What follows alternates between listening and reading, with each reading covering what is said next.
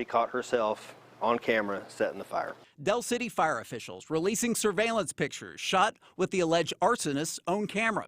It all started last week. Fire crews battling huge flames in the garage of this Del City home. We knew it was a condemned house. That's why investigators took a closer look at how it started, uncovering a feud between the burnt home's owner and the lady living next door. Things just, things start adding up, being suspicious. Police noticed cameras in one of the home's yards. 59-year-old Annie Durham giving investigators permission to look at her footage, where it turns out she had a starring role, allegedly throwing something on fire over her fence into the neighbor's open side door. It's not a Molotov cocktail, but it was a stick that had a rag or a towel wrapped around it, had some lighter fluid poured on it. But the story gets even more bizarre. News 4 talked to Durham that day, moments after the fire was put out. All I know, I was in the house and I saw smoke, but I was like, okay, maybe everything's okay, they'll put it out or whatever. Fire officials anxious to take a look at the person we talked to. We knew that there was a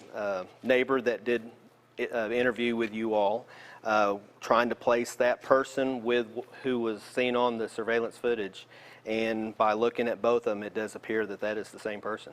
I talked to neighbors. They say the burnt home had been a problem for years. Police and fire called out multiple times. Durham agreed when we spoke to her that day. There's been drug addicts living there, running in and out. This is the only drug house I know there's ever been. In addition, officials say fighting the fire could have been a disaster, finding a flooded basement with 8 feet of standing water. It placed our firefighters at great harm. We could easily be talking about a firefighter fatality. Durham arrested, facing second-degree arson charges. We understand the neighborhood dispute, but you definitely don't resort to fire as a means of conflict resolution.